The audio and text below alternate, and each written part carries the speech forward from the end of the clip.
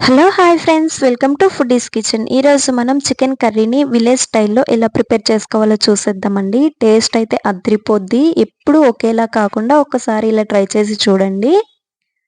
చాలా అంటే చాలా బాగుంటుందండి. ఇంకా ఆలస్యం ఎందుకు, ఇలా ప్రిపేర్ చేసుకోవాలో చూసేద్దామా మరి.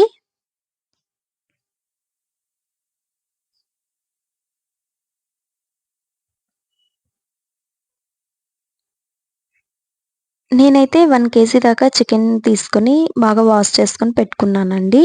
ఇప్పుడు 2 లేదా 3 దాకా పచ్చిమిర్చి, 3 టేబుల్ స్పూన్ల కొబ్బరి పొడి, చెక్క, లవంగం తీసుకున్నాను.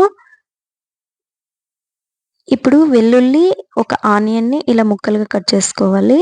వెల్లుల్లి ఇలా పొట్టుతో సహా వేసుకోండి, టేస్ట్ బావుంటది. ఇప్పుడు మిక్సీ జార్‌ని తీసుకొని చెక్క, లవంగం, కొబ్బరి పొడి, ఆనియన్స్, వెల్లుల్లి, ఒక చిన్న అల్లం ముక్క, పచ్చిమిర్చిని తీసుకొని మిక్సీకి పట్టుకోవాలి. ఇప్పుడు చివరిగా కొత్తిమీరని తీసుకొని ఈ విధంగా మిక్సీకి పట్టుకుంటే సరిపోతుందండి. ఇప్పుడు స్టవ్ ఆన్ చేసుకొని కుక్కర్‌ని పెట్టుకొని 3-4 టేబుల్ స్పూన్ల ఆయిల్‌ని వేసుకోవాలి. ఆయిల్ హీట్ అయ్యాక ఆవాలు, కరివేపాకుని వేసుకోవాలి. ఇప్పుడు ముందుగా వాష్ చేసుకొని పెట్టుకున్న చికెన్ ముక్కల్ని వేసుకొని ఆయిల్‌లో బాగా ఫ్రై చేసుకోవాలండి.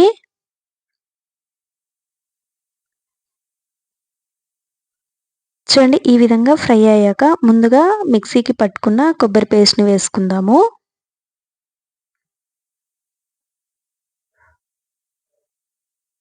ఒక 5 మినిట్స్ దాకా ఇలా ఫ్రై చేసుకోవాలండి.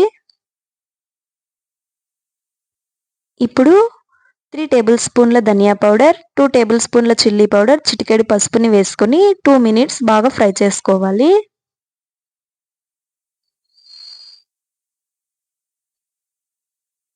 చూడండి, ఈ విధంగా మధ్య మధ్యలో బాగా కలుపుకుంటూ ఒక 5 మినిట్స్ దాకా బాగా ఫ్రై చేసుకుంటే మసాలా అంతా చికెన్ ముక్కలకి బాగా పడుతుందండి.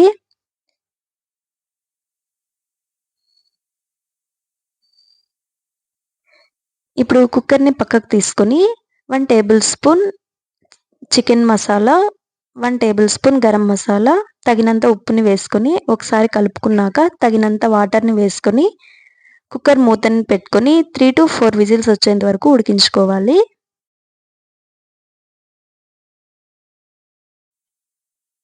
చూడండి, అంతే. ఇంక స్టవ్ ఆఫ్ చేసుకొని సర్వ్ చేసుకోవడమే. ఇది రాగి ముద్దతో కానీ, ఏదైనా కలర్ రైస్‌తో కానీ తీసుకుంటే చాలా అంటే చాలా బావుంటదండి. మీరు కూడా ఒకసారి ట్రై చేయండి. చూడండి, చూస్తుంటేనే నోరూరిపోతుంది కదూ! రాగి ముద్దలోకైతే అద్దిరిపోద్దండి. మీరు కూడా ఒకసారి ట్రై చేసి మీకెలా వచ్చిందో నాకు కామెంట్ సెక్షన్‌లో కామెంట్ చేయండి. వీడియో నచ్చితే లైక్ చేయండి, షేర్ చేయండి, సబ్స్క్రైబ్ చేసుకోండి. ఓకే అండి. Thank you.